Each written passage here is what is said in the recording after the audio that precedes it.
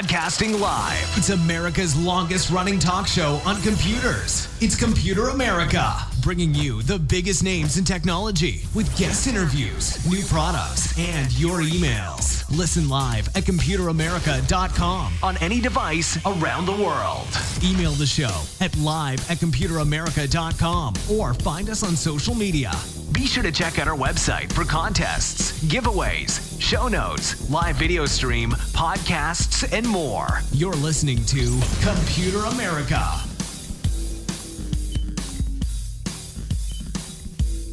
Hello and welcome into the Computer America Show. We are the nation's longest running, nationally syndicated radio talk show on computers and technology.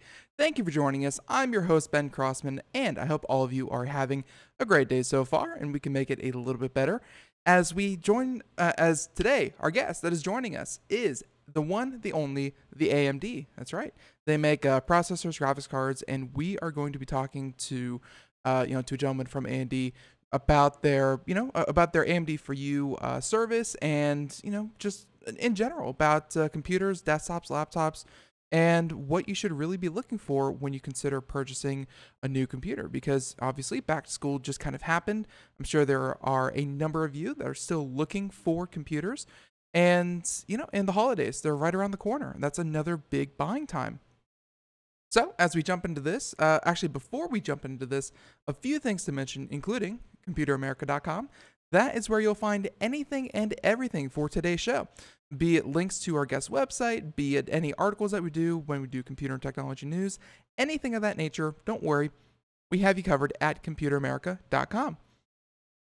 Also, be sure to check out the contest, which we give away a prize every single Friday to a lucky listener that's from Logitech. And yeah, we read the winner's name live on the air here every single Friday. And hey, we could be reading your name this upcoming Friday, as long as you enter. And the last thing is the video portion, where you can watch Computer America and not just listen.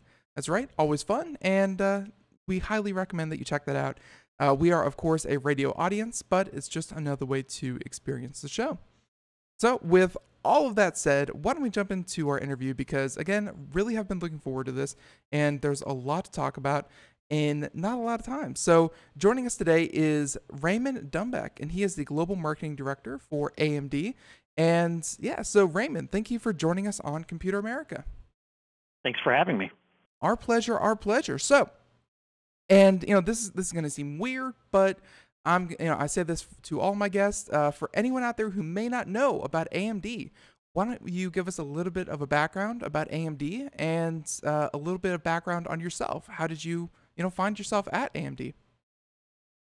So I've been at AMD for a little over 7 years, and off and on, 2 different times. But overall, we've got a number of great things happening at AMD. We've most recently launched our Ryzen CPUs into the market, and wanted to talk a little bit about those today and give folks a little bit of update, 1, on that new launch, and 2, on the AMD For You website, which is a program that was put together to give people the ability to access games and productivity software that they wouldn't normally try, but it gives them the ability to try those things for free. Right, yeah, looking forward to talking about AMD For You, but you're right. I think a good starting point would be, the new Ryzen Threadripper. We've been hearing a lot about that in the news. You've been making a lot of waves with that. So, what's new with AMD, and obviously, processors and graphics cards alike?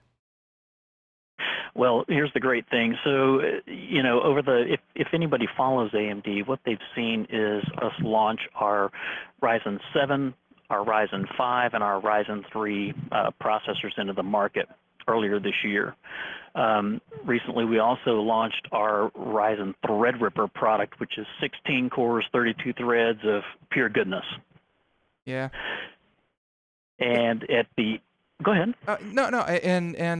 Just so we don't leave anyone in the dust here, the big deal behind something like a Threadripper, this is, kind of aimed at the enthusiast market. I wouldn't even say the, kind of the higher end of the average consumer.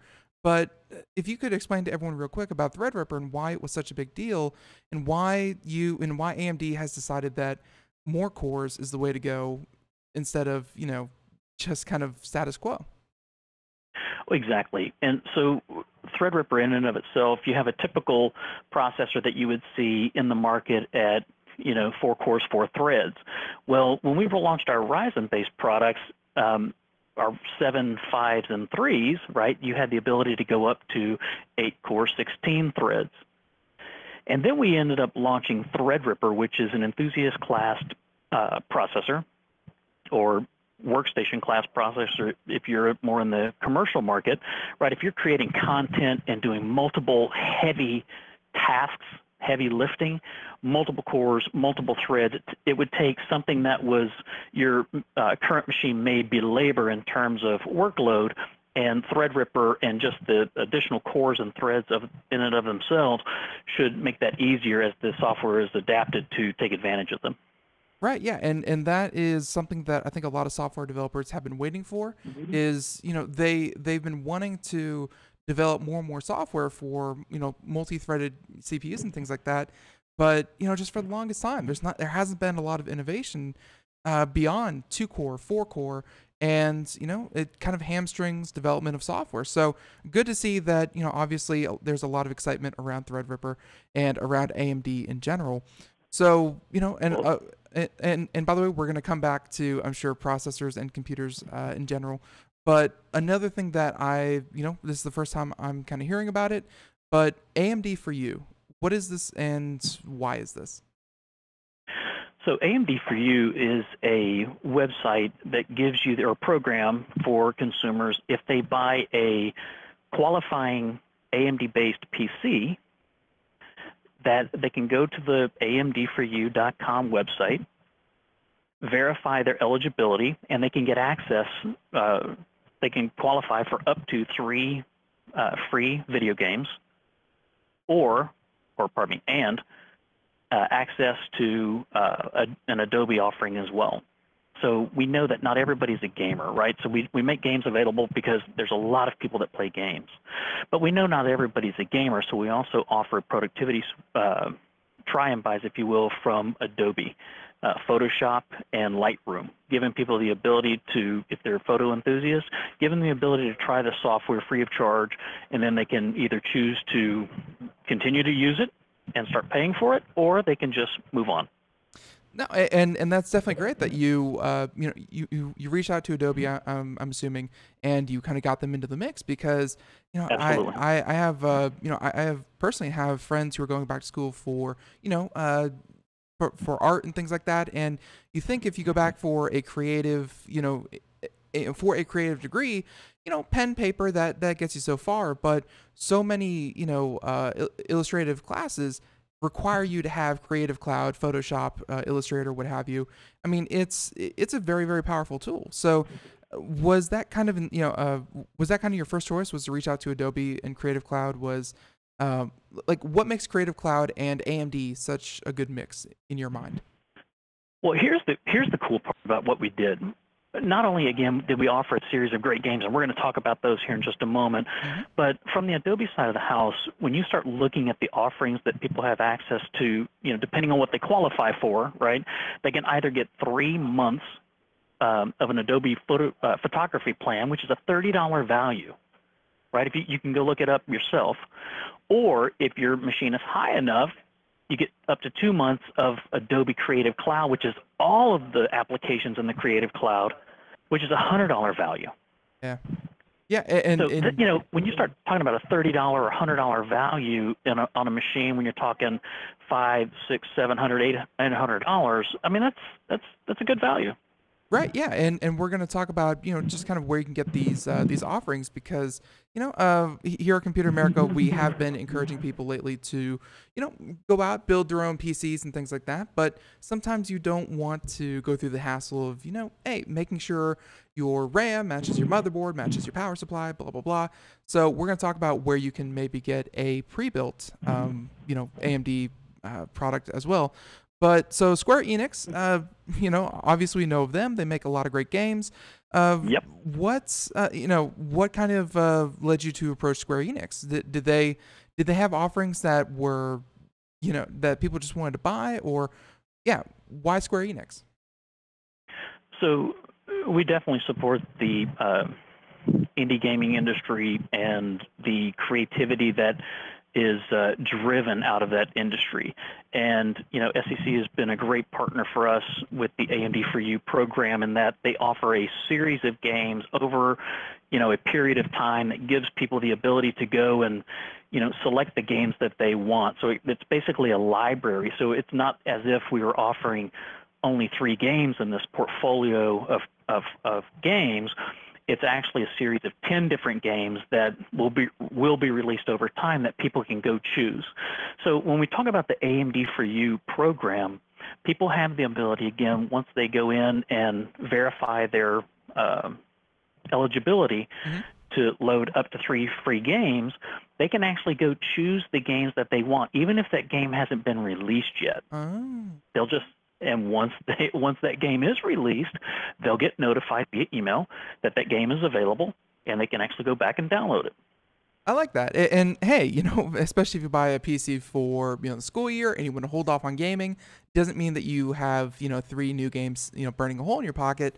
You can save them for something that you really, really want. I like that. That is, it's definitely a nice way. So you keep saying, as soon as you qualify for, as soon as you check your eligibility, as soon as you, kind of qualify for it, how does one qualify or and obviously purchasing an AMD product, but can you tell us more about that? Absolutely. Verifying qualification is very easy because there's an automated tool on the website that can go check the PC and tell you what you qualify for. When you start looking at the overall systems in and of itself, if you're familiar with AMD products, you're going to know the Ryzen products and our Radeon products are available for or qualify you for those different offerings. But there's also, in the mainstream and entry level, where you have an A8 and an A9 up through an A10 that can get you, really good products. Yeah, and by the way, for anyone out there watching the video portion of the show, we were able to find the eligible AMD computer systems and manufacturers and see that you work here. Many companies that we like to see here. Acer, HP, Lenovo, Toshiba, places like that, and of course, absolutely. And of course, all the different, graphics cards and CPUs. So it seems like you really covered your bases, and it seems like a nice treat for anyone. And again, this is something that if you've been paying attention for the past couple months, if you already were thinking about getting an AMD, this seems like a nice, kind of a bonus add-on. It's not even like I wouldn't even pick this as the reason I would buy AMD, just be for 3 free games, but it would be definitely a nice addition. And if I'm not mistaken, you kind of tried to line this up with back to school, which of course we're a week or 2 out of. But how's the response been? For back to school, has this kind of generated any excitement in people buying new PCs? Maybe hey, AMD is the way to go. So overall, I think people are very happy with the offering in and of itself. So again, when you talk about your Latin American audience, or if we're looking at your Latin American audience, entry into this program starts at the A8 level of processor, and up to A8, A9 gets you into that this program. Right. When you start looking at North America, right, that's where you start looking at an A10 and above that gets you into this program. Overall, I think people see this as a value in that, again, rather than paying $30 to go try, $30 to $100 to go try these different applications with Adobe, for example, they get to try it for free. If they choose to continue on once they've used it, great. In any case, right, you get up to 3 games, depending on your eligibility, and those are yours to keep once you qualify for them. Right. No, very, very cool. And, I will say that I have seen other bundles, be it with console gaming, be it with PCs, where they put some kind of kind of vinyl on the computer system. They say it's for Battlefield or insert game here, and I've seen a lot of those. Be it Halo, Battlefield, World of Warcraft. This is different. This is the first time I've ever seen Square Enix, a developer, kind of reach out and partner with obviously AMD. How is that kind of what makes this unique about this program, is that it's not just about one particular game. You're not trying to cater to one particular title, but it seems like you have more mass appeal with this strategy. Well, absolutely. And so what you typically see in market is that when people go and do a game program or a bundle program with a supplier, they go and they have one game and they really promote it, and they put a lot of the photography and all of the different branding all over it, for that specific game. In this particular game, or in this particular case, pardon me, when we partnered with Square Enix, they became so easy to work with. They're very imaginative, very thoughtful, and in the program, their thought, right, or the thought of us together combined was just, why don't we offer a series of different games that people can choose from? Mm-hmm. Let's not, try and push them to a specific game. People have an idea of the types of things that they like to play. In this particular case, they have the ability to sort through a library, do a little research on the game, learn a little bit about it, and if that's what they choose to take, then they have a choice. I believe it's actually out of 10 specific games released over time. They get to choose it from all of those different games of which ones they want. Right. Yeah. And go ahead. I was just going to say, people can actually go and if you're interested to understand a little bit more about the program, what games are available, the terms of the program, those types of things, go to AMD, the number 4, the letter U.com, and you can read more about the program. And it'll tell you, you get to see the list of games, you get to, learn a little bit more about the program overall. Right, and if you're watching, if you go to computeramerica.com in the show notes, we'll definitely include AMDforyou.com just to make that simple for everyone. And yeah, it's very, very cool. And I guess now we can start talking about and by the way, how long does the contest run? Because obviously back to school kind of just ended, but holidays, is this going to extend through the holidays? It'll run through the end of the year. Very, very cool. So, and I think that, kind of frees us up to talk about, now you have an incentive, now you have a reason to, kind of further look at AMD, kind of offerings, but let's talk about, what makes a PC right for a person, because especially with the introduction of Threadripper, I believe like the top end of that goes to $999 for CPU. But hey, you have options that go, all the way down to, I think, anyone's kind of budget, and same goes for your graphics cards. What should a consumer look for in a PC when they focus on gaming? Because, even in just AMD offerings, you have a lot of choices. You have a lot of flexibility. Well, and that's a very good question. So if you're talking about a mainstream gaming type PC, AMD's FX processor is a good place to start, and that's a good starting point for a gaming type platform. But if you really want to get into AAA and AAA gaming and have a machine that's going to really put you in that zone, I think the Ryzen-based machines, Ryzen 7 is probably the best. When you start talking about creation, right, aside from gaming, when you start talking about creating, if you're doing graphics, visuals, high-end workloads, that's when that Threadripper class of product is almost perfect. Yeah, and I'm sorry, just real quick, just to kind of ask you, because this is something that, we at Computer America, we started doing a little while ago. And I noticed that, just in my personal life, my friends, and a lot of people I know, this idea of streaming, this idea that you aren't just playing games alone, you're playing it for an audience, you're playing it with others. Has AMD taken any kind of notice of, the idea of streaming, and which one of these CPUs would you kind of recommend? Because that's another workload on top of running maybe graphic intensive games. Oh, yes, absolutely. And I was going to also say, you can look at the other thing you want to consider when you're talking about gaming, and I'll jump over to the streaming here in Sure. just a moment. The other piece that you want to consider when you're looking at gaming is your graphics solution. So the Radeon 580 class of product is perfect, especially at that higher end AAA gaming level of use. Now, when you start talking about people playing their games, what a phenomenon to have people play their games, their video games, right? Mm-hmm. And then to be able to stream them and have an audience of people that will actually watch you play. And that phenomenon, and it is exactly that, has continued to grow, and more people are actually doing this, right? They're not specifically playing the games, they're watching other people play the games. And so when we start looking at that, the class of product that you're going to want to really steer yourself towards is that Ryzen 7 class of product. Right.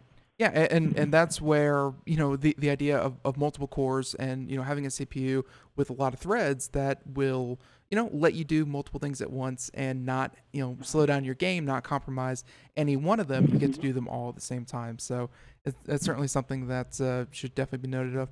But no, and you're right. You kind of did jump into graphics cards there. And, lately there's been a lot of praise, obviously, for CPUs, as I keep mentioning. But your graphics cards, one place that AMD has really shined, and I say this in the best way possible, but one place that AMD has really shined was, not necessarily the RX 580s, but the place like I think it was like the 290s, for the price and the performance that you get. AMD has a lot of systems that if you don't have a lot of money to spend, you still get a pretty good gaming system, right? Oh, absolutely. So, you can go to any retailer at this particular point in North America, and you're going to find systems. Let's just use notebooks for an example, and then we can move over to desktops. But you can see notebooks from anywhere from, starting at $279, which are very basic entry-level notebooks that can, do great streaming, or web surfing, basic office productivity type things, up to over $1,000 for a notebook for gaming, and higher, just depending on what your level of gaming would be. Right. Yeah. And so actually that kind of answers my next question was for price, because it's you threw a couple of prices out there. What would you kind of consider someone who's looking to future-proof themselves? Because obviously if you go to the lower end of that spectrum, it may last you a decently long time for office productivity and web surfing, but for gaming, it might start showing its age sooner than something higher end. Where would you go to future-proof yourself? Yeah, I was going to say the systems at the lower end I would not buy for gaming. If you're a gamer, that is something you want to go up in the higher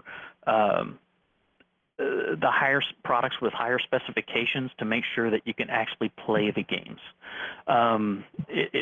You really want to put yourself in a position, understand what type of games you're wanting to play. Are they AAA titles?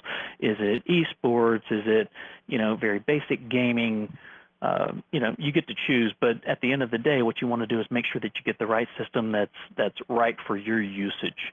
If you're playing games and streaming at the same time, again, you've just stepped up another level. So really, what you want to do is, if you're going to be buying a system that's going to last, 3 years or so, and you want it to be performant and just stay in that area, you want to go up in those areas to where, let's say in the notebook categories, let's say the $600 ish frame up, depending on what you're doing. And it really, and I can't stress that enough, it really depends on what you're doing. For gaming, again, FX is a great place to start. Class of product or processor.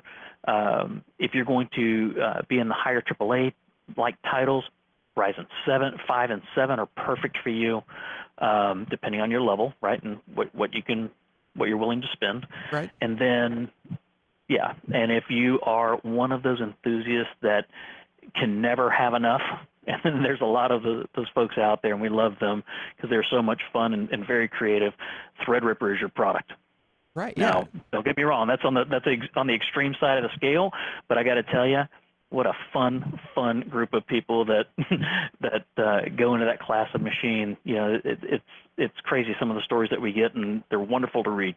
Yeah, you know, and just a couple months ago, just to, you know, say personal experience, I recently, you know, my computer, it was kind of high tech when I got it in like 2013. It was great, and then about just this year, it was starting to show its age, and I'm like, you know, it's time to upgrade. And you know, when you upgrade a computer, you know, we've been talking about buying a new computer. We definitely recommend, you know, just kind of upgrading an old tower if you can. And, you know, starting from the motherboard, going to the RAM, going to the processor, I mean, it's incredible how a lot of components, you know, not just the processor, not just the graphics card, but even M.2 memory, you know, for an SSD, things like that can really, like, I think a computer built today with some of the highest parts is incomparable to anything you could build 2-3 years ago. Like, really, it's you know, technology companies in general, AMD included, have really been stepping up their game and really embracing, you know, this enthusiast class that, I mean, and I'm sure that, you know, Raymond, you've been in this field long enough. I'm sure that you remember every other year there was, this is the end of the desktop computer. The desktop computer is dead. And I've been seeing a huge reversal. Yeah. No, I've heard that for so many years. I've heard those words for so many years, and that time never hasn't come yet, right? I can't say never, but it hasn't come yet. Desktops, there is such an enthusiast class that love desktops, 1, 2, the versatility of them, and 3, the ability to change, mix and match parts and components. That's flexibility that, you know, is hard to get in other ways. And when you're gaming, upgrading your graphics cards, want a new processor, or frankly, just you want to gut the thing and start over, you can do that in a lot of cases, depending on the chassis, of course. But right, gives people the flexibility to grow their system as they grow in their needs and wants. Right. No, and you answered that so well that it kind of takes us into, you know, one of our other questions, and the idea between laptops and desktops for gamers. And I folks, I don't assume Raymond here is going to answer this entire debate with one simple sentence, but who would you kind of drive towards laptops, and who would you drive towards desktops? People that are more mobile in their gaming. So if you're, believe it or not, I was actually in New York a couple weeks ago, was on the train, and there was a guy sitting there playing on his laptop. And I, you know, being nosy and being in the industry, I wanted to see what the heck he was doing. And I guess the guy was going home because it was late in the afternoon. Maybe he was going to work, I don't know. But he was playing on his laptop, and I looked over. I couldn't tell what game it was, but I could see him, you know, the look on his face, the movement of his hands, and I could kind of just get a side glimpse of the screen of the game. And so he was playing a game. The guy was playing a game on the way home. So if you're more mobile in your needs, you know, to answer your question, you know, basically, if you're more mobile in your needs, laptop is probably the way to go. Gaming laptop is probably the way to go. If you are someone that, you know, wants to continue to increase and upgrade over time without, you know, changing the platform itself, then probably the desktop. Oh, right. No, and you know, obviously that makes a lot of sense. Personally, I always try to steer people towards, you know, desktops because I do like cracking it open. I do like, well, you know, part of it. Me too. Yeah, you too as well. I mean, you know, part of it also being able to clean it. I have a very, you know, 2 large dogs, so I like to be able to clean my things, but also upgrade and things like that. Raymond, I'm going to ask you very, very politely, would you mind staying over for like 2 or 3 minutes past the commercials? Because there's 2 more topics. I want to talk about any kind of systems that really stand out to you, you know, obviously with back to school, you know, maybe from any OEMs or any kind of systems stand out to you. And then the other part is virtual reality and where AMD sees themselves in virtual reality as a technology. So, so you can stay over, correct? Oh, absolutely, yes. All right, perfect. So everyone, the music means we're going to take a break here, and we'll be right back with AMD. We'll be right back with we'll be back with AMD. We'll be talking about the things I just mentioned. Mr. Raymond Dumbeck, he is the Global Marketing Director for AMD. Check it out, computeramerica.com, full show notes, and of course, AMD4U.com. We'll be right back, Computer America, just after this. We are all Brother Wolf. 10 years ago, a group of locals banded together to create positive change. We took animals into our homes, held adoption events at local retailers, and talked to the community about our mission to help build a no-kill Asheville. A decade later, we have achieved so many victories for animals in need. There's been so much progress, yet there's still so much to do. As part of our year-long celebration, we encourage you to become a member of our special Compassionate Circle program. With a monthly donation of $10 or more, you will have behind-the-scenes access to the work we are doing at Brother Wolf. Our goal is to reach 1,000 members because we receive no government funding. Working together, we can help build and sustain no-kill communities. Learn more at compassionatecircle.bwar.org. We are a 501c3 tax-deductible organization.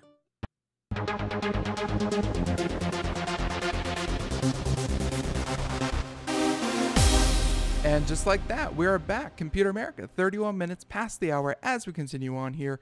And of course, joining us is once again AMD, Raymond Dumbeck. He is the Global Marketing Director for AMD.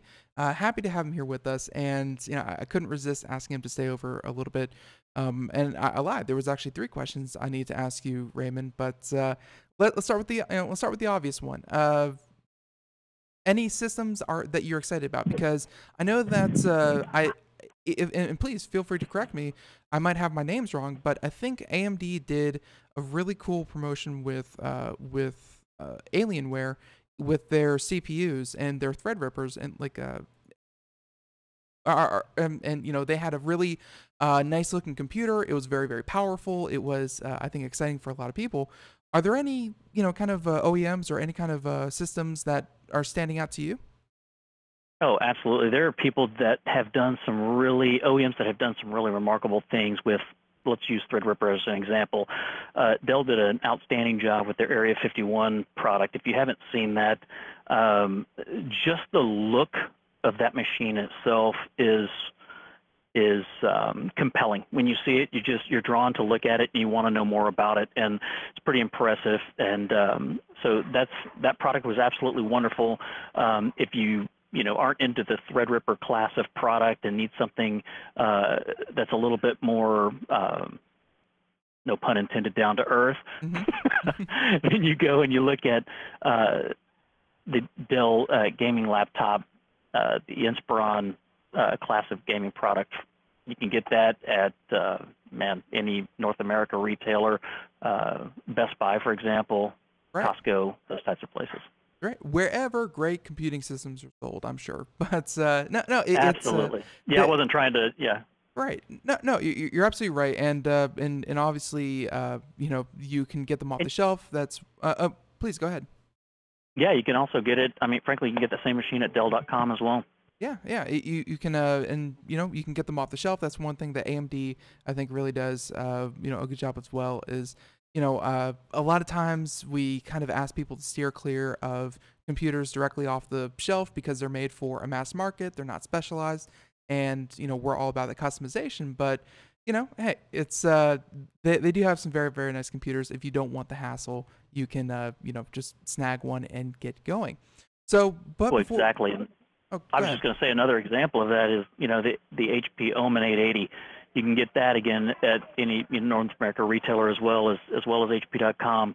But you're talking about good, solid gaming systems that people can feel comfortable loading, playing, enjoying, and not having to actually build the system themselves. Right. Yeah, and that's where I think OEMs actually play their part very, very well in walking you through step by step. Omen, that was a name I had not heard in a while. I forgot that HP resurrected that brand. That was a very, very good pickup. So no, there's that. And Raymond also, so the computers are one thing, but let's talk about, kind of gaming and the idea of virtual reality. Now, I'll be the first to admit it didn't take off as fast as I hoped it would. And part of the reason for that was the crazy cost of the hardware it took to run it. It took, when it was first announced, with the Oculus Rift, I mean, it took about a $1,500 computer.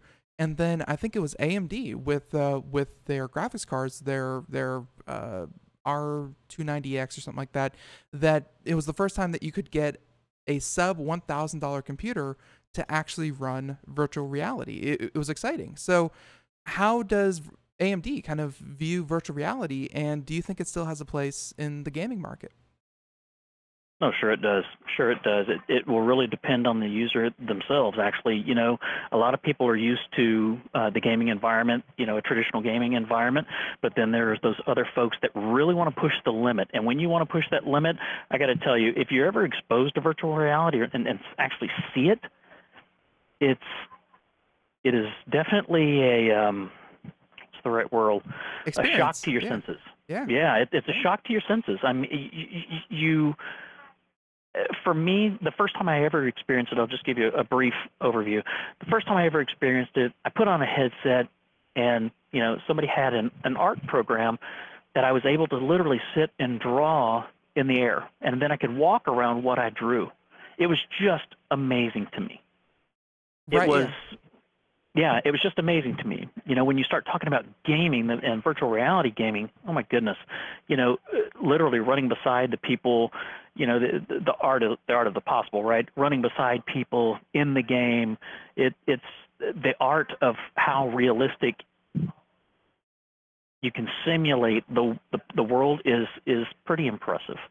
And frankly, as technology goes on, it'll get better and better. And instead of just an augmented reality world, virtual reality puts you in a completely different world, which is, a great escape. So yeah, I think I think virtual reality does have legs in gaming. I think that the people, you'll always have those people that are on the cutting edge and always want the latest and greatest and will drive that market. Those people, you'll be able to tell how fast it takes off depending on how fast those people adopt it. And what I mean by those people, those cutting edge types, they always want the greatest. They always want the latest. They demand it. They need it. Yeah. And they'll be talking about it. Those people are also extremely vocal. They'll tell you what's good and what's not. You'll see it on social media.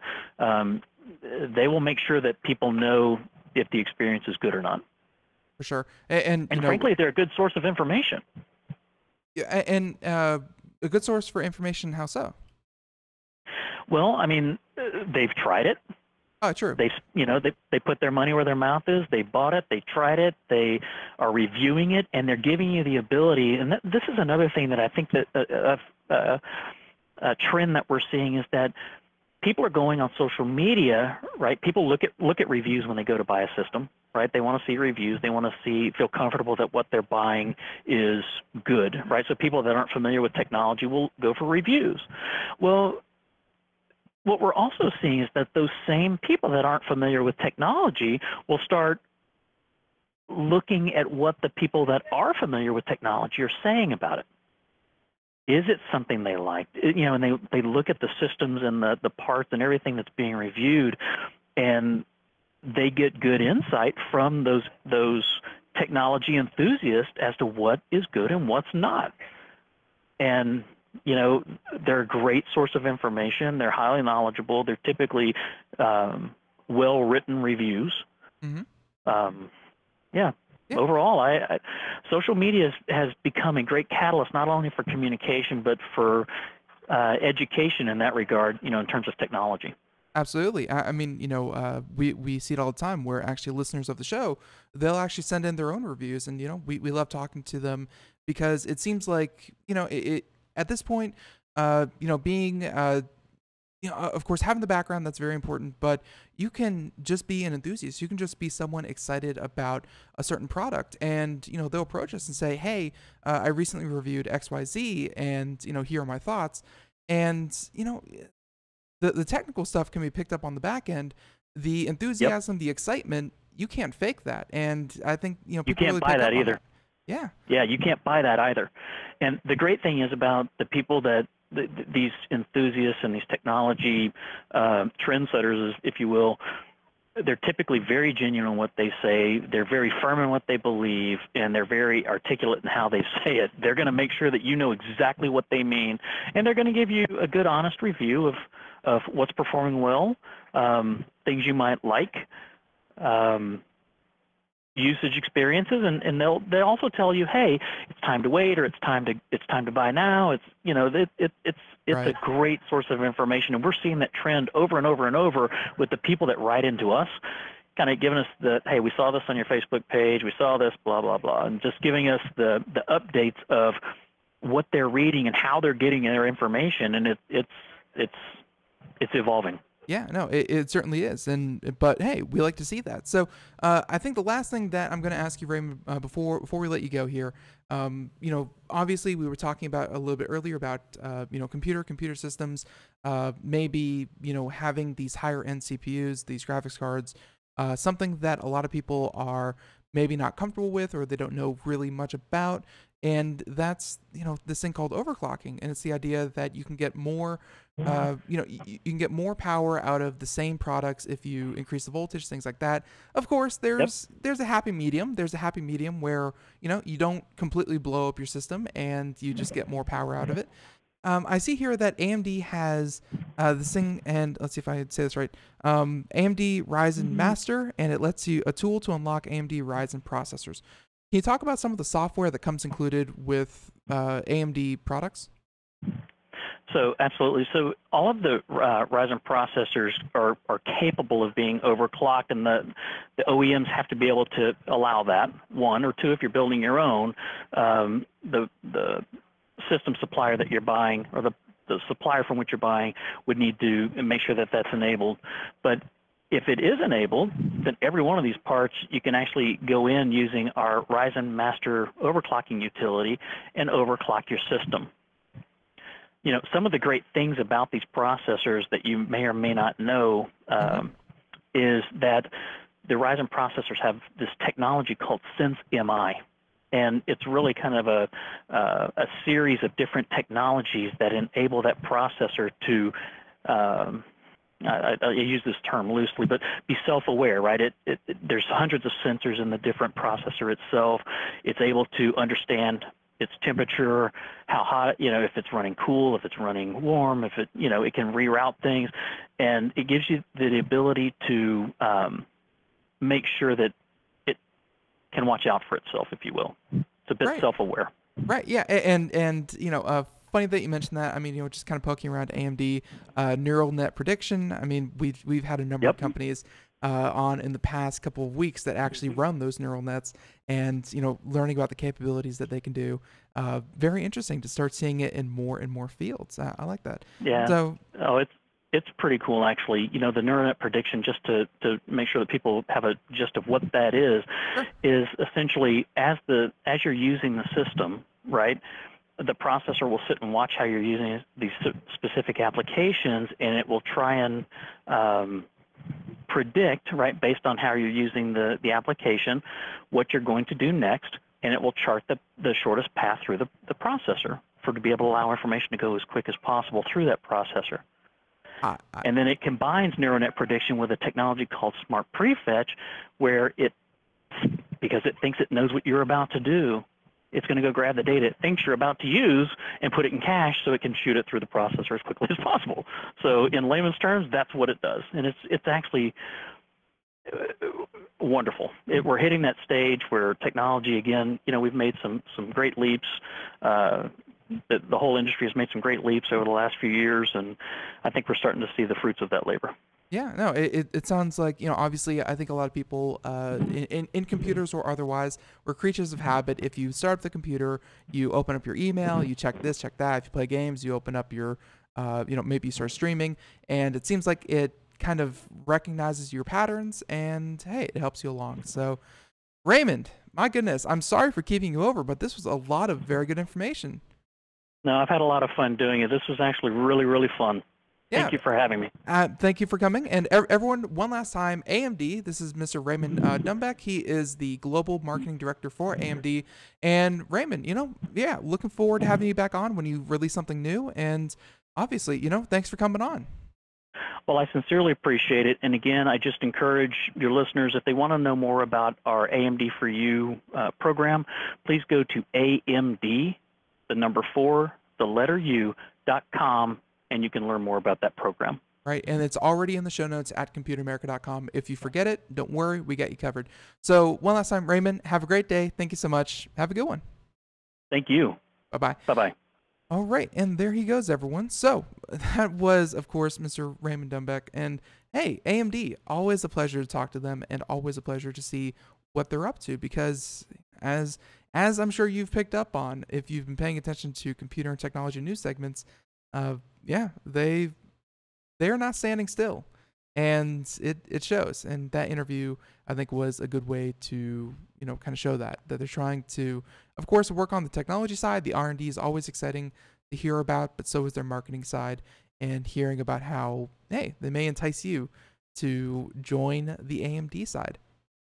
So now let's do computer and technology news, and this is brought to you by Fire Dragon Security. So everyone, here we go.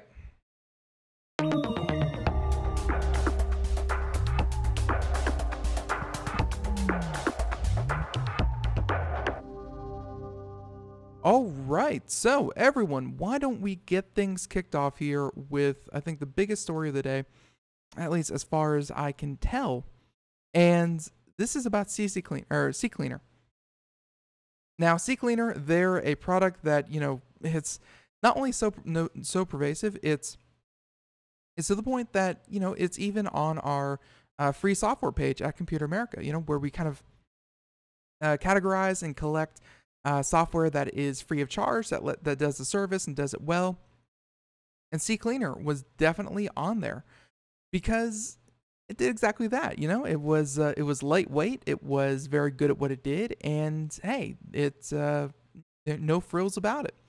Well, turns out it was doing something a little bit bad here for the past month, and this was indeed distributing malware. So again, just to give you kind of an idea, I mean, this isn't some random program. This was even software recommended by us, Computer America, to help your computer run faster.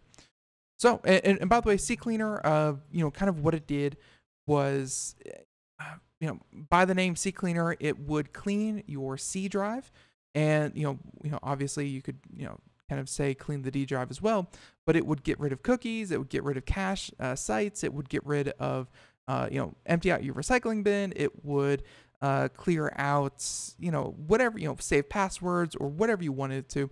It would clear it all out, help everything run faster, because it would delete everything that was taking up, valuable, resources. And again, it was very good at what it did. But turns out for the past month, it was doing something it shouldn't have done. So the version 5.33, and you can check that in the About section of CCleaner, saying that version 5.33 of CCleaner app offered for download between August 15th and September 12th was modified to include the Floxif malware. So this is only affecting people who either downloaded or updated between the dates August 15th and September 12th. Everyone else, if you didn't update or you updated already to, version 5.34, you should be good to go. But know what happens. And so here we go. Floxif is a malware downloader that gathers information about the infected system and sends it back to its CNC server. And the malware also had the ability to download and run other binaries, but at the time of the writing, there's no evidence that Floxif downloaded additional second stage payloads on infected hosts. So essentially saying, it collects data about your computer, what you're doing, what programs you're running, things of that nature. And it also has the ability to download other short scripts that could be used to, reroute network traffic. It could be used to, keylog, things like that. But so far, there's no proof that anything like that had happened. It's just there was a possibility it could have. So the malware collected information such as computer name, a list of installed software, a list of running processes, the MAC address, so for your network, and for the first 3 network interfaces, and unique IDs to identify each computer in part. Researchers noted that the malware only ran on 32-bit systems. Most systems nowadays, if you purchase a computer in the past, in the past 3, 4, 5 years, you should be running 64-bit. So this is older PCs. But still, the malware also quit execution if the user was not using an administrator account. Although, again, not to underplay this, this is probably still going to affect a number of, systems. So they said that the threat actor compromised CCleaner infrastructure, saying that the security researcher, and this coming to us from Cisco Talos, detected the tainted CCleaner app last week while performing beta testing of a new exploit detection technology. So they're testing a new technology, and it gets a hit, and it turns out it's CCleaner. So the researchers identified a version of CCleaner making calls to suspicious domains, and while initially this looked like another case where a user downloaded a fake malicious CCleaner app, they later discovered that the CCleaner installer was downloaded from the official website and was signed using a valid digital certificate. That's right. So that means that it was actually connecting to all the right channels. It was just also connecting to not the right servers. And that they believe a threat actor might have compromised a vast supply chain and used its digital certificate to replace the legitimate CCleaner 5.33 app on its website with one that contained the Floxif Trojan. So they're saying that how it was infected was somewhere along the line of, having the free download. They were able to replace which version of CCleaner was downloaded to the version that included the malware. And they said that it's unclear if they were able to breach vast systems without the company's knowledge, or the malicious code was added by an insider with access to either the development or build environments within the organization.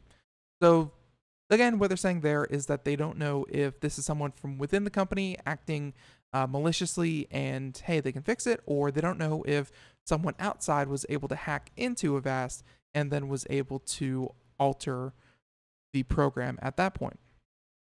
Right, so there you have it. And of course, they said that the most recent 5.3.4 CCleaner is available for download as of, September 13th. So if you updated within the last week, you should be good to go. Don't worry about it. You will be protected. And they said that updating to recent versions will remove the infected will remove the malware.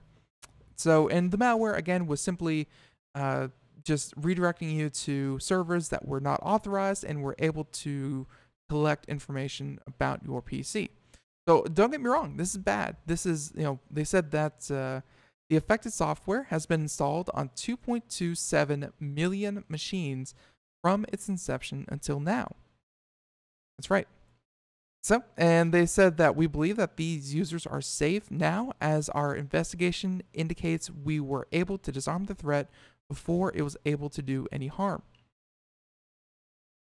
Now comes, not triage, but, the post panic, and they have to figure out how this happened, why it happened, and how to make sure it doesn't happen again, because they dodged a pretty big bullet. People install this thing on work PCs all the time to make sure that they're, nice and speedy. It's a very trusted, a very, a very well-known piece of software, and it can do a lot of damage. It can do a lot of harm. So there you have it, CCleaner. Now, if you have it, update it as soon as possible to make sure you are not affected. All right. So with that being said, I think we have time for just one more story. I really wanted to do about China and their war on Bitcoin, so to say, but I think instead we're going to do this one.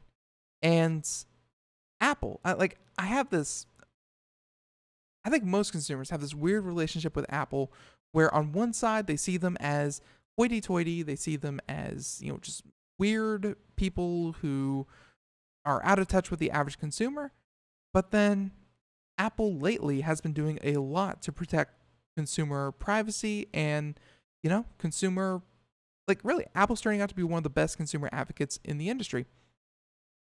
So here we have a story, this one from The Guardian, saying that Apple blocking ads that follow users around the web is sabotage, and that's what the industry says. So this, by the way, coming from Alex Hearn, saying that the new iOS 11 and macOS High Sierra will stop ads following Safari users, prompting open letter claiming Apple is destroying the internet's economic model. There's been a lot of talk about, is the internet's economic model worth saving or keeping? Because right now it's because no one's paying, really. I mean, we have advertising, but no one's paying for the content they're consuming at any reasonable rate. So the only way to get paid is to collect as much information on a person as possible, which I think a lot of people would say is outrageous, and they wouldn't agree to it if they knew just how much information they were giving up. Well, they're taking that and saying, this is how we get paid, and Apple saying, you don't need to track our customers. Too bad. So something's going to give here, but at this point, Apple is advocating on the side of consumers. So for the second time in as many years, internet advertisers are facing unprecedented disruption to their business model thanks to a new feature in the forthcoming Apple software update.